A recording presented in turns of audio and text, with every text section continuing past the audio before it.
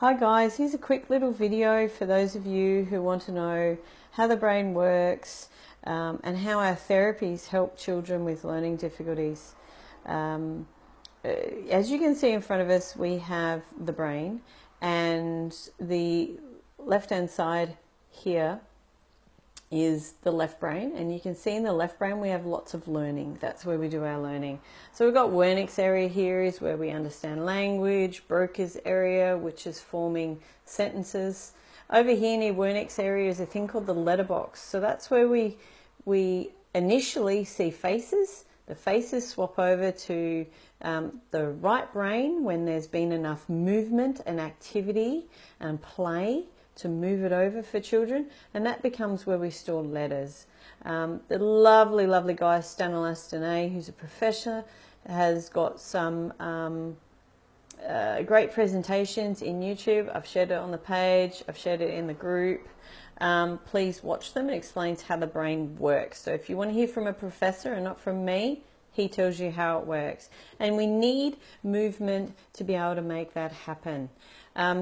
The right brain here is where we have all our creativity, and that's what develops first. Children develop their right brain first through play, through crawling, through climbing, through wrestling, negotiating, arguing, all that stuff in their milestones.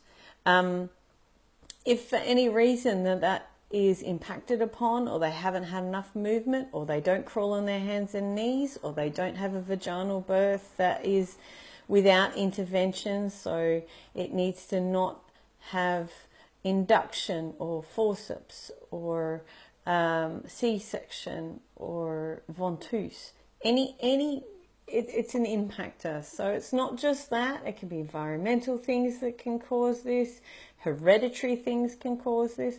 Whole range of things can impact on how the brain develops. But we know that the brain needs very gentle contractions to get that full sensory stimulation through the birth process. If that doesn't happen, then the wiring doesn't happen the way they say is meant to, and we can have learning or behavior issues or a lack of want to do sport. So it's not, if we have a very apathetic child that's very hard to get stimulated, it could be that they can't coordinate their bodies, so they find it effortful, so they don't do it. Sensory integration issues. So if we've got this part of our brain firing really strongly and our body feels like it's on fire, the information as it moves through the brain can't get through to the frontal lobe. So we've got certain parts of our brain that have to work together.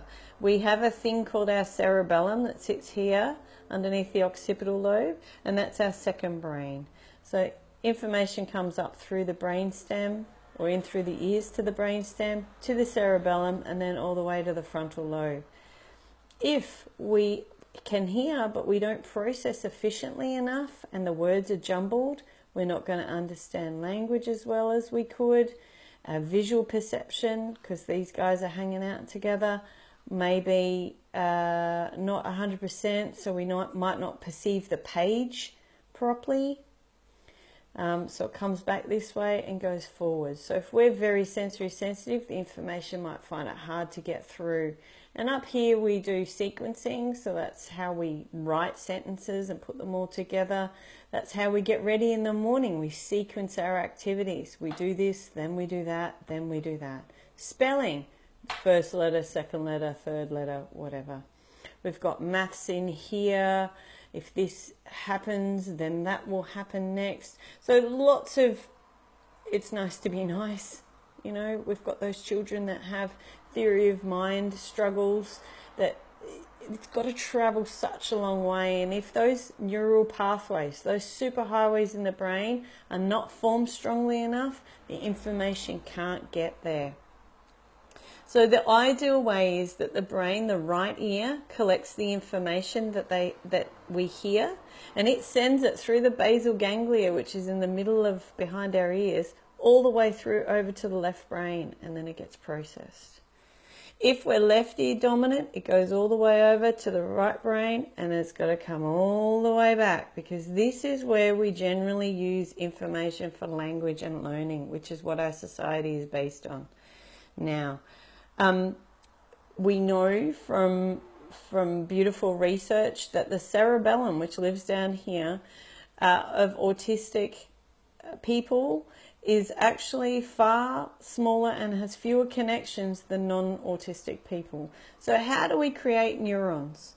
So TLC offers these amazing programs that help create the neural pathways that we need to be able to function in our society, so that we can be more social and we can also be academic. Academic isn't everything, but we need to be able to function in society. We need to be able to count, to be able to go to the shops and pay for things. We need to be able to have some logic working so that we can keep ourselves safe. We need to be able to get up and have a shower and wash our hair properly and be able to cook and follow steps in cooking. So our movement therapy and our listening therapies are customized to each person. They are very individualized. They can't be transferred to other people unless you want a non-customized program, that's perfectly okay. We can do that too.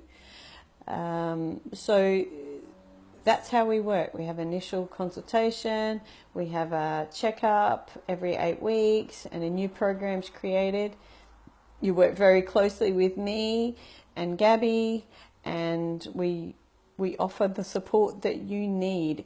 You can call us during the 8 weeks, you can email us, we can have a phone consultation if you need support or direction to other providers. TLC offers a lovely life coach that you can access. We have a health coach that uses the office as well. And we're looking to offer some other providers out of the office, which is really, really exciting. So the life coach does mentoring for both business and relationship counseling as well.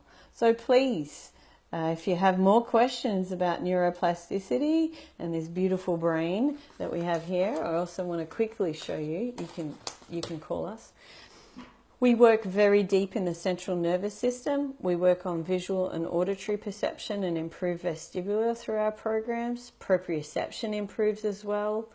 And our tactile sense will improve. So if we're extremely highly sensitive and can't wear clothes, and I'll just move my beautiful carrot there, can't wear clothes in winter because we don't feel the cold, we can improve that so that we actually don't die of frostbite. But the sensory system down here is vital. We need very strong foundations. So if you have APD, you have poor auditory and probably poor vestibular as well. Gut is a huge issue, and we do offer some support with gut. I'm not a gut professional. More than happy to refer you on to someone. Huge part of how brains work and how we process information. OTs and speeches and behavioural optometrists work up here. Education is right up here. So if we've got a top-down approach and we have holes down the bottom, what have we got? We've got leakage. We've got, a bucket running out of water. We have a little brain that can't retain information. So we can't hold on to sight words. We can't progress with our reading or remember what we've read, or we may not be able to sit long enough to listen to the instructions. So education is top down, TLC is bottom up, and we can really change auditory language skills, eye-hand coordination. We don't even need to work on it directly. By fixing down the bottom of our pyramid, the handwriting will just improve, the catching will improve, the sport will improve. So it's really a cool brain hacking strategy. Happy, as I said before, to help you with these programs, explain to you how we individualize our programs for each person's brain, and soon we will have our research up on our webpage for you to see case studies and improvements. with learning and behaviour there. Thank you very much for listening. Bye.